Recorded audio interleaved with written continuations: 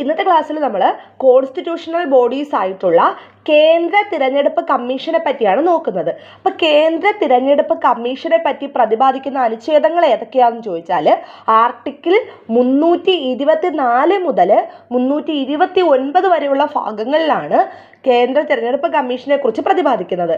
തിരഞ്ഞെടുപ്പ് കമ്മീഷനെ കുറിച്ച് പ്രതിപാദിക്കുന്ന ഭരണഘടനാ വകുപ്പ് അനുച്ഛേദം 324.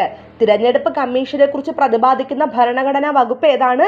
അനുച്ഛേദം 324 ആണ്.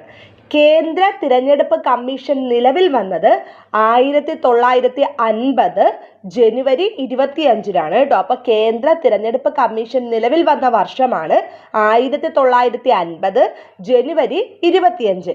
2011 മുതൽ ഈ ജനുവരി 25 നമ്മൾ ദേശീയ സമ്മതിദായക ദിനമായിട്ട് ആഘോഷിക്കുന്നുണ്ട്. അപ്പോൾ തിരഞ്ഞെടുപ്പ് കമ്മീഷൻ നിലവിൽ വന്നതിൻ്റെ സ്മരണാർത്ഥം ജനുവരി 25 ദേശീയ സമ്മതിദായക ദിനമായി ആഘോഷിക്കുന്നു.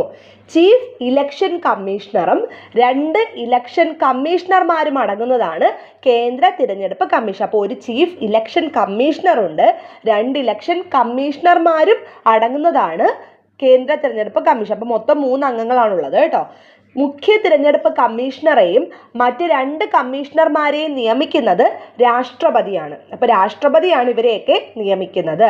മുഖ്യ തിരഞ്ഞെടുപ്പ് കമ്മീഷണറെയും മറ്റ് 2 കമ്മീഷണർമാരെയും നിയമിക്കുന്ന ആരാണ്? രാഷ്ട്രപതിയാണ്.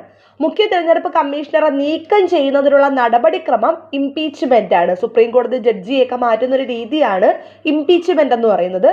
അപ്പോൾ ആ രീതിയിലൂടെ മാത്രമേ നമുക്ക് മുഖ്യ തിരഞ്ഞെടുപ്പ് കമ്മീഷണറെ സ്ഥാനത്ത് നിന്ന് നീക്കം ചെയ്യാൻ കഴിയുള്ളൂ.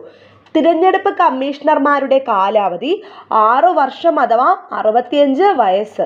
മറക്കരുത്, ഇതൊക്കെ പ്രീവിയസ് ഇയർ ക്വസ്റ്റ്യൻസ് ആണ്. തിരഞ്ഞെടുപ്പ് കമ്മീഷണർമാരുടെ കാലാവധി എന്ന് പറയുന്നത് 6 വർഷം അഥവാ 65 വയസ്സാണ്. സുപ്രീം കോടതി ജഡ്ജിയുടേതിന് സമാനമായ സ്ഥാനവും വേതനവുമാണ് ഇലക്ഷൻ കമ്മീഷൻ അംഗങ്ങൾക്ക് ലഭിക്കുന്നത്. വോട്ടർ പട്ടിക പ്രസിദ്ധീകരിക്കുന്നത് തിരഞ്ഞെടുപ്പ് കമ്മീഷനാണ്. ലോക്സഭാംഗങ്ങളുടെയും രാജ്യസഭാംഗങ്ങളുടെയും അയോഗ്യതയെ സംബന്ധിച്ച് രാഷ്ട്രപതിയെ ഉപദേശിക്കുന്നതും തിരഞ്ഞെടുപ്പ് കമ്മീഷനാണ്.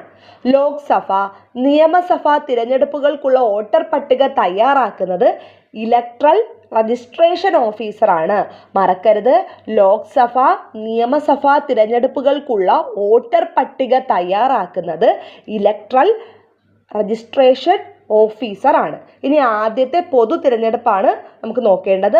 ആദ്യ പൊതു തിരഞ്ഞെടുപ്പ് നടന്നത് 1951 ഒക്ടോബർ 25 മുതൽ 1952 ഫെബ്രുവരി 21 വരെയാണ്.